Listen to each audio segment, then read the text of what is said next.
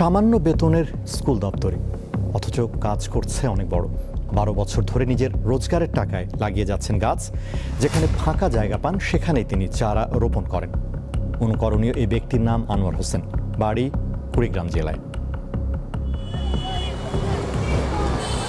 কুড়িগ্রাম সদর উপজেলার হলখানা ইউনিয়নের টাপুরচর গ্রামের বাসিন্দা মোহাম্মদ আনোয়ার হোসেন। পেশায় সরকারি প্রাথমিক বিদ্যালয়ের দপ্তরি। গাছ লাগান, পরিবেশ বাঁচান, এই চিন্তা থেকে শুরু। এখন পর্যন্ত লাগিয়েছেন 12,000-এর বেশি গাছ। এর মধ্যে ফুল ও ফলের চারাও রয়েছে। জেলা শহরের তারামন বিবি সড়ক আর হলখানা ইউনিয়ন থেকে পৌরসভা পর্যন্ত দীর্ঘ সড়ক জুড়ে শোভা পাচ্ছে আনোয়ারের লাগানো গাছ। রয়েছে রোড ডিভাইডারের সোনালু, বকুল ও কৃষ্ণচূড়া। গাছ লাগানোর পাশাপাশি পরিচর্যাও করেন তিনি। শহরের জন্য আমি রোড ডিভাইডেড অর্থাৎ বিভাজনগুলোতে আমি ফুলের বাগান করেছি। যেই বাগানগুলো আগে আবর্জনায় গন্ধ ছড়াতো, এখন সেই বাগানগুলোতে প্রস্ফুটিত ফুলের সুবাস ছড়াচ্ছে। আমি চতুর্দিকে কৃষ্ণচূড়ার গাছ রোপণ করেছি, 2টা ফুলের বাগান করেছি, যে মানুষগুলো, অসুস্থ মানুষগুলো যেন দেখে স্বস্তি তারা যেন পায়। তিনি শুধু বৃক্ষরোপণ করছেন না, এবং আমি মনে করি এর পাশাপাশি তিনি মানুষকে অনুপ্রাণিত করে বৃক্ষরোপণের গুরুত্ব সম্পর্কে সচেতনতা সৃষ্টি করতে পেরেছেন। প্রতিটি গাছের পাতা আর ফুলে ফুলে ছড়িয়ে আছে এই বৃক্ষপ্রেমীর ভালোবাসা ও ইচ্ছে শক্তি। জীবনের শেষ সময় পর্যন্ত গাছ লাগিয়ে যেতে চান আনোয়ার হোসেন। কামরুন নাহার, দীপ্ত, বার্তাকক্ষ।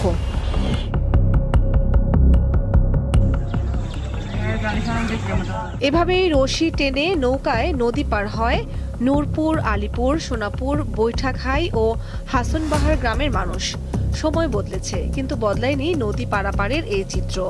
বর্ষা কিংবা পাহাড়ি ঢলে খাসিয়ামারা নদীর স্রোত বাড়লে ঝুঁকি বেড়ে যায় কয়েক গুণ। সবচেয়ে বেশি ভোগান্তিতে পড়তে হয় শিক্ষার্থী, নারী ও রোগীদের। স্কুলের ছাত্রছাত্রীরা কলেজও স্কুলেও যাওয়া আসা করতে পারে না। এখন রুগী আসা যাওয়া করতে সমস্যা দেখা যায়। এই ব্রিজের কারণে আমরা দুর্গতির মাঝে আছি। স্থানীয়রা জানান, কোনো সেতু না থাকায় বাধ্য হয়ে গত 50 বছর ধরে এভাবে রশি টেনেই নদী পার হচ্ছেন তারা।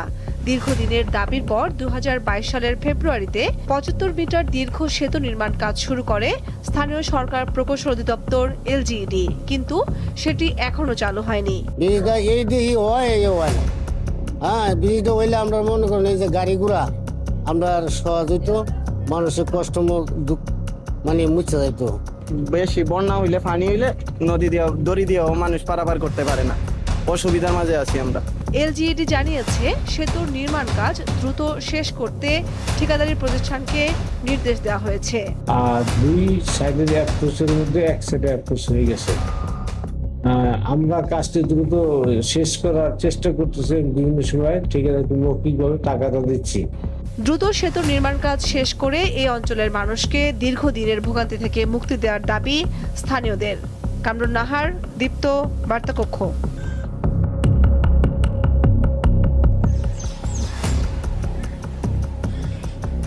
উত্তরের জনপদের মানুষের কাছে তিস্তা শুধু একটি নদীর নাম নয়, এটি জীবিকা নির্বাহ, কৃষি আর আশা সংগ্রামের এক প্রতিচ্ছবি।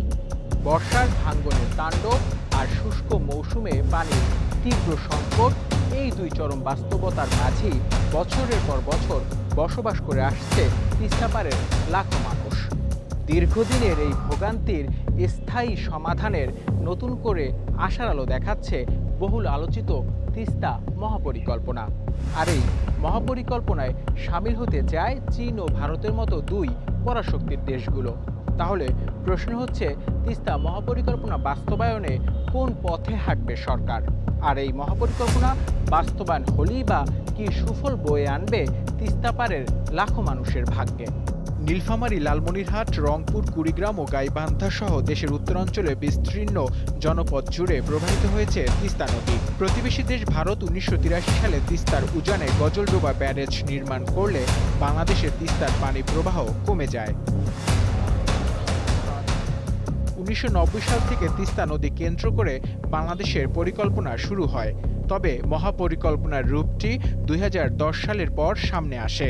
2016 সালে চীনের রাষ্ট্রীয় প্রতিষ্ঠান পাওয়ার চায়না এ প্রকল্পে আগ্রহ প্রকাশ করলে এটি আন্তর্জাতিক মনোযোগ পায়। তিস্তা মহাপরিকল্পনা হলো বাংলাদেশের উত্তরাঞ্চলে প্রবাহিত তিস্তা নদীকে কেন্দ্র করে প্রস্তাবিত একটি সমন্বিত নদী উন্নয়ন ও ব্যবস্থাপনা প্রকল্প। তিস্তা মহাপরিকল্পনায় যা যা রয়েছে, নদীর গভীরতা বাড়াতে ও ভাঙন রোধে করা হবে ড্রেজিং এবং স্থায়ী বাঁধ নির্মাণ, শুষ্ক মৌসুমে সেচ কাজের জন্য জলাধার ও খাল খননের মাধ্যমে পানির প্রবাহ নিশ্চিত করা, নদীর দুই ধারে চীনের জিয়াংশু প্রদেশের আদলে পরিকল্পিত আধুনিক শহর গড়ে তোলা, কৃষিভিত্তিক অর্থনীতিকে চাঙ্গা করতে আধুনিক সেচ নেটওয়ার্ক তৈরি, বন্যা থেকে উত্তরবঙ্গের জনপদ রক্ষা ও নদীর পরিবেশগত ভারসাম্য বজায় রাখা। প্রকল্পের আওতায় ৩ থেকে ৫ কিলোমিটার চওড়া তিস্তা নদীকে সংকুচিত করে ৮০০ মিটার থেকে ১ কিলোমিটারে নামিয়ে আনা হবে এবং দুই পার বরাবর প্রায় ২০০ কিলোমিটার বাঁধ ও রাস্তা নির্মাণের পরিকল্পনা রয়েছে। এছাড়া বাংলাদেশ অংশে তিস্তা মহাপরিকল্পনার আওতায় প্রায় ১১০ কিলোমিটার নদীপথ ড্রেজিং ও শাসন, যা নদীর গভীরতা ও প্রশস্ততা ঠিক করার সুপারিশ করা হয়েছে। তিস্তা মহাপরিকল্পনা নিয়ে কথা হয় বাংলাদেশের নদ নদী প্রাণী ও পরিবেশ বিষয়ক গবেষক শেখ রোকনের সাথে। তিনি জানান বিভিন্ন তথ্য। তিস্তা মহাপরিকল্পনা তো দরকার আছে, এ নিয়ে কোনো সন্দেহ নাই, কারণ আমার ভাঙন রোধ করতে হবে, আর্থসামাজিক উন্নয়ন প্রয়োজন হবে, নৌ চলাচল করতে হবে, এগুলো তো দরকার আছে। কিন্তু দুটো ফিজিবিলিটি স্টাডি বা সম্ভাব্যতা যাচাই সমীক্ষা, সেখানে ৫৮ জন এক্সপার্টকে যুক্ত করা হয়েছে এটা করার জন্য। এর মধ্যে একজনও বাংলাদেশি না। মহাপরিকল্পনার তথ্য নথিপত্র আপনি কোথাও পাবেন না। তবে সম্প্রতি প্রধানমন্ত্রী তারেক রহমানের চীন সফরের পর নতুন সম্ভাবনা দেখছেন এই গবেষক। মহাপরিকল্পনা বাস্তবায়নের ক্ষেত্রে পরিবেশগত ভারসাম্য রক্ষার বিষয়টি গুরুত্ব দিতে হবে বলে জানান তিনি। মহাপরিকল্পনা বাস্তবায়ন করতে গিয়ে পরিবেশ রক্ষা করা যাবে, যেমন আমরা ভারতের গজলডোবা ব্যারেজ দেখেছি। এমনিতে তিস্তা খুব অস্থির নদী, এটা ১ বছরেই ভরাট হয়ে যেতে পারে। ফলে তিস্তা মহাপরিকল্পনার প্রয়োজনীয়তা নিয়ে কোনো প্রশ্ন নেই, এটা লাগবেই। প্রশ্নটা হচ্ছে যে আপনি কিভাবে করতেছেন, এটা পরিবেশসম্মতভাবে করতেছেন কিনা, বহুপাক্ষিক হচ্ছে কিনা, টেকসই হবে কিনা, সেটা হলো প্রশ্ন। তার মতে সম্ভাবনার পাশাপাশি রয়েছে বেশ কিছু বড় চ্যালেঞ্জ। নদীপাড়ের অবকাঠামোগত উন্নয়নের পাশাপাশি ন্যায্য পানি প্রবাহ নিশ্চিত করতে না পারলে কাঙ্ক্ষিত সুফল পুরোপুরি পাওয়া কঠিন হবে। একপাক্ষিক হলে এটা একটা বহু রাজনৈতিক বিরোধের জায়গা তৈরি হবে। আমি ভারতের সঙ্গে গেলে চীন বেজার হবে, চীনের সঙ্গে গেলে ভারত বেজার হবে। প্রাথমিকভাবে তিস্তা মহাপরিকল্পনায় ব্যয় ধরা হয়েছে ৮,২০০ কোটি টাকা।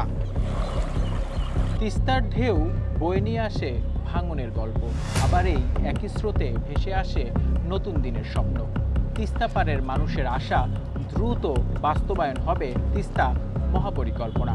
তবে এই বাস্তবতা নির্ভর করছে সময়মতো প্রকল্প বাস্তবায়ন, টেকসই ব্যবস্থাপনা ও পর্যাপ্ত পানির প্রবাহ নিশ্চিত করার উপর। নূর আলম, দীপ্ত সংবাদ, ঢাকা। হবিগঞ্জে বন্যার পানি নেমে যাওয়ার পর ভেসে উঠছে ক্ষয়ক্ষতির চিত্র। জেলার কয়েক হাজার হেক্টর ফসলি জমি, মাছের ক্ষেত ও বসতি ভিটা ক্ষতিগ্রস্ত হয়েছে, যার প্রাথমিক আর্থিক ক্ষয়ক্ষতির পরিমাণ শত কোটি টাকা ছাড়িয়েছে। নেমে গেছে বন্যার পানি, ভেসে উঠছে কত চিহ্ন। ভারী বর্ষণ ও পাহাড়ি ডলে হবিগঞ্জ সদর উপজেলার লস্করপুর ইউনিয়নের কালীগঞ্জে খোয়াই নদীর বাঁধ ভেঙে প্লাবিত হয় ৩টি ইউনিয়নের অর্ধশতাধিক গ্রাম। এতে ভেঙে যায় ঘরবাড়ি ও রাস্তাঘাট, পানিতে তলিয়ে যায় ধানের জমি, শাকসবজি ও মাছের ক্ষেত। এতে চরম ক্ষতিগ্রস্ত হয়েছেন কৃষক, দিনমজুর ও অসহায় পরিবার।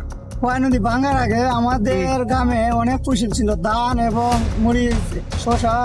কিন্তু খোয়াই নদী ভাঙার পর আমাদের এগুলো নষ্ট হয়ে গেছে। প্রায় অনুমানিক ৫ লক্ষ টাকার মতন আমার নষ্ট হয়ে গেছে। যদিও আমরা গরিব মানুষ, দিন কইরা কিছু করছিলাম, আমাদের পুরা ফসলটা গেছে গা। আওয়ারের ফসল, কালীগঞ্জের গ্রামের ফসল, লস্করপুরের ইউনিয়নের ফসল আছে, সবটাই গেছে গা। সংশ্লিষ্টরা জানান, ঘরবাড়ি, রাস্তাঘাট, কৃষি ও মৎস্যখাতে জেলায় ক্ষয়ক্ষতির পরিমাণ দাঁড়িয়েছে শত কোটি টাকায়। বন্যার পানিতে তলিয়ে গেছে ১৫০০ হেক্টর ধানের জমি ও শাকসবজির ক্ষেত। এছাড়া পানিতে তলিয়ে যায় ১০৪০টি পুকুর ও জলাশয়। বিভিন্ন এলাকায় ভেঙে গেছে প্রায় ৩০ কিলোমিটার রাস্তা। এই পানি প্রবেশ করে প্রাথমিকভাবে আমাদের ৬৯৭ হেক্টর আউশ আবাদি জমি আক্রান্ত হয়েছিল। ১৩১ হেক্টর শাকসবজির জমি এবং ২০ হেক্টর জমির ফল বাগান আক্রান্ত হয়েছে। তো আমরা মানে গত 3-4 দিন সময় ধরে এটা পর্যবেক্ষণে রেখেছি, কৃষক ভাইদেরকে পরামর্শ দিয়ে যাচ্ছি এবং খোঁজখবর নিচ্ছি। জেলা প্রশাসন এবং মৎস্য অধিদপ্তরের পক্ষ থেকে তালিকা প্রণয়ন করে এবং ক্ষয়ক্ষতির পরিমাণ নিরূপণ করে আমরা অধিদপ্তরের মাধ্যমে মন্ত্রণালয়ে প্রেরণ করেছি এবং বলেছি যে মৎস্য চাষিদেরকে যাতে সহজ সুদে ঋণ প্রদান এবং মৎস্য উপকরণ বা প্রণোদনা দেওয়া যায় সে বিষয়ে আমরা অধিদপ্তরকে আমরা জানিয়েছি। এবারে বন্যায় সবচেয়ে বেশি ক্ষতিগ্রস্ত হয়েছেন লস্করপুর ইউনিয়নবাসী। পরপর 2বার বন্যায় চরম ক্ষতিগ্রস্ত হয়েছেন কৃষকরা। দেনা পরিশোধে তাদের মাথায় এখন চিন্তার বাজ। ক্ষতি পুষিয়ে উঠতে সরকারি সহায়তার দাবি জানিয়েছেন কৃষক ও মৎস্যজীবীরা। আকলাস আহমেদ প্রিয়, দীপ্ত সংবাদ, হবিগঞ্জ। অতিবৃষ্টিতে কাপ্তাই হ্রদের পানি বেড়ে যাওয়ায় খুলে দেওয়া হয়েছে কাপ্তাই বাঁধের 16টি জলকপাট। কর্ণফুলী পানি বিদ্যুৎ কেন্দ্রের সংশ্লিষ্টরা জানান, হ্রদে বর্তমানে পানি রয়েছে 103.91 ফুট MSL। কাপ্তাই বাঁধের সর্বোচ্চ পানি ধারণ সীমা 109 ফুট MSL। সাম্প্রতিক ভারী বৃষ্টিতে লেকের পানির উচ্চতা বৃদ্ধি পাওয়ায় স্পিলওয়ের 16টি গেট খুলে দেওয়া হয়েছে। কাপ্তাই লেকে পানির লেভেল 104.08 ফিট MSL। আজ 11টা 30 মিনিটে স্পিলের 16টি গেট 6 ইঞ্চি খুলে দেওয়া হয়েছে, তাতে 9000 কিউসেক পানি ডিসচার্জ হচ্ছে। পাশাপাশি আমার 5টা ইউনিটের মাধ্যমে বিদ্যুৎ উৎপাদন করা হচ্ছে, তাতে 222 মেগাওয়াট বিদ্যুৎ উৎপাদন হচ্ছে এবং 5টা ইউনিটের মাধ্যমে প্রায় 32,000 কিউসেক পানি ডিসচার্জ হচ্ছে। এ বিষয়ে আরও বিস্তারিত জানাতে সেখান থেকে সরাসরি যোগ দিয়েছেন সহকর্মী মিশু দে। কথা বলবো তার সাথে। মিশু, বাঁধের জলকপাট কতদিন খোলা থাকবে আর এ বিষয়ে কর্মকর্তারা কি বললেন আমাদের জানান।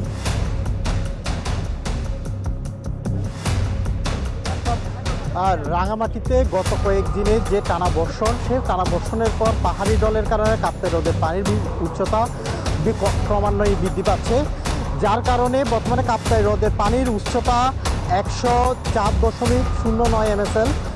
এতে করে কাপ্তাই হ্রদের পানি ধারণ ক্ষমতা হচ্ছে 109.9 MSL।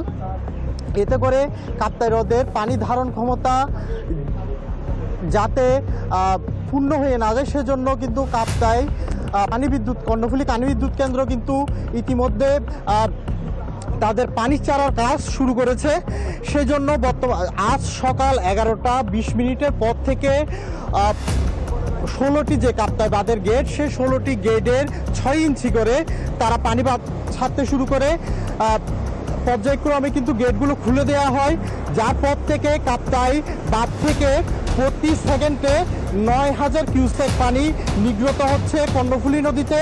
পাশাপাশি আরও 5টি যে বিদ্যুৎ কেন্দ্রে বিদ্যুৎ উৎপাদনের জন্য 5টি ইউনিট চালু রয়েছে, সে 5টি ইউনিট দিয়েও 32,000 কিউসেক পানি নির্গত হচ্ছে।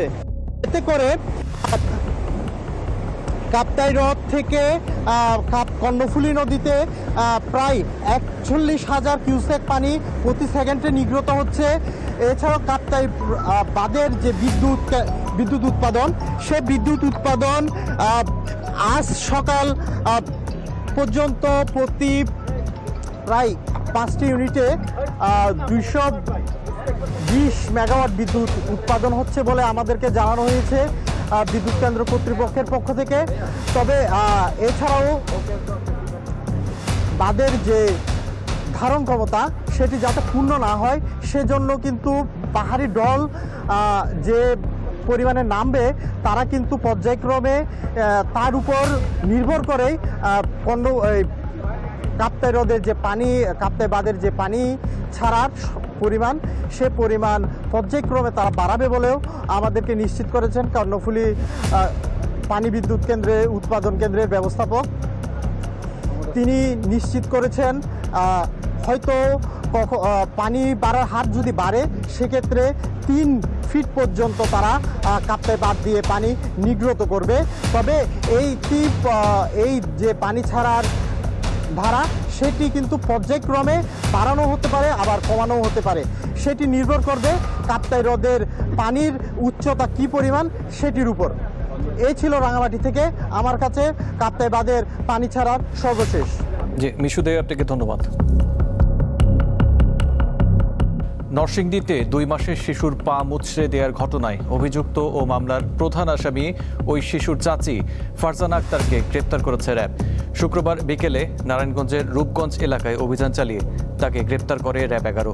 র্যাব জানায়, গোপন সংবাদের ভিত্তিতে র্যাবের একটি দল নারায়ণগঞ্জ জেলার রূপগঞ্জ থানা এলাকায় বিশেষ অভিযান পরিচালনা করে। পরে ফারজানা আক্তারের অবস্থান শনাক্ত করতে পারে আইনশৃঙ্খলা বাহিনীর সদস্যরা। র্যাবের পক্ষ থেকে জানানো হয়, গ্রেপ্তার ফারজানা আক্তারকে মাধবদী থানায় হস্তান্তর করা হয়েছে। থানা পুলিশ পরবর্তী আইনগত ব্যবস্থা নেবে। এর আগে 2 মাসের শিশু পা মুচড়ে দেয় তার চাচি। বিষয়টি সামাজিক যোগাযোগ মাধ্যমে ছড়িয়ে পড়লে আলোচনা সৃষ্টি হয়। এই ঘটনায় 14 জুলাই রাতে মামলা দায়ের করা হয়। নীলফামারীর কিশোরগঞ্জে বিয়ে শেষে কনে নিয়ে ফেরার পথে মাইক্রোবাস খাদে পড়ে এক শিশুসহ 2 জন নিহত হয়েছে।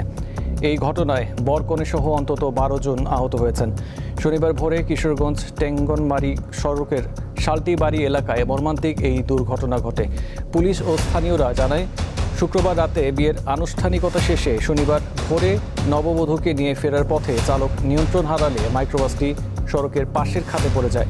এতে ঘটনাস্থলেই 7 মাসের শিশু জীবন ও এইচএসসি পরীক্ষার্থী রিয়াদ ইসলামের মৃত্যু হয়। এই ঘটনায় আহত 12 জনকে উদ্ধার করে রংপুর মেডিকেল কলেজ হাসপাতালে ভর্তি করা হয়েছে। তাদের মধ্যে কয়েকজনের অবস্থা আশঙ্কাজনক বলে জানা গেছে।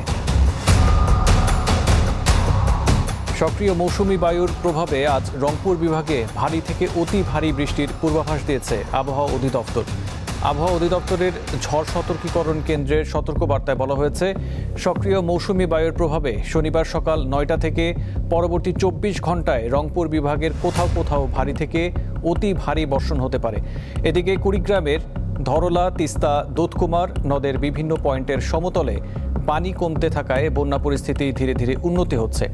নদ নদী, তীরবর্তী চর ও নিচু এলাকার সড়ক ও বসতবাড়ি থেকে পানি সরে যাওয়ায় স্বস্তি ফিরেছে বন্যার্তদের মাঝে।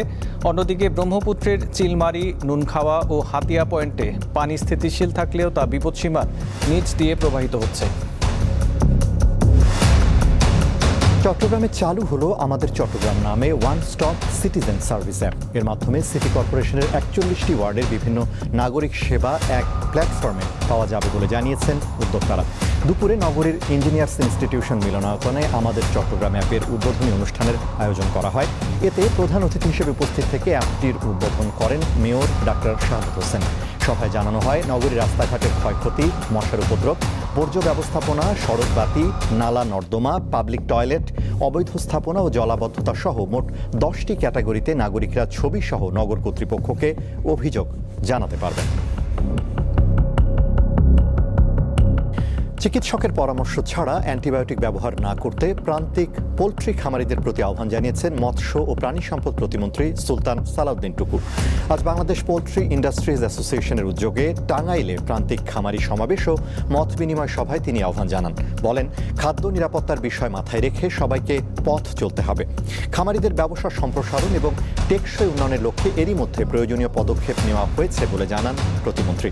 এই শিল্প যাতে আরও এগিয়ে যেতে পারে সে লক্ষ্যে অ্যাসোসিয়েশনের সাথে বসে প্রয়োজনীয় পদক্ষেপ নেওয়া হবে। অনুষ্ঠানে অন্যদের মধ্যে উপস্থিত ছিলেন প্রাণী সম্পদ অধিদপ্তরের পরিচালক বয়জার রহমান, বাংলাদেশ পোলট্রি ইন্ডাস্ট্রিজ অ্যাসোসিয়েশনের কেন্দ্রীয় কমিটির সভাপতি মোশাররফ হোসেন চৌধুরী, মহাসচিব এম সাফির রহমান, জেলা প্রাণী সম্পদ কর্মকর্তা মোহাম্মদ উসমান গনি। এই খামারিরা কিন্তু কৃষক কার্ডের আওতায় করছে, যেটা ঋণ সুবিধার তারা কথা বলছিল। অবশ্যই তারা যাতে ঋণের সুবিধা পায়, মানুষকে সচেতন থাকতে হবে যাতে করে এই শিল্পটি আমরা টিকে রাখতে পারি এবং মানুষের যে চাহিদা, প্রোটিন চাহিদা, সেটি পূরণ করতে পারি।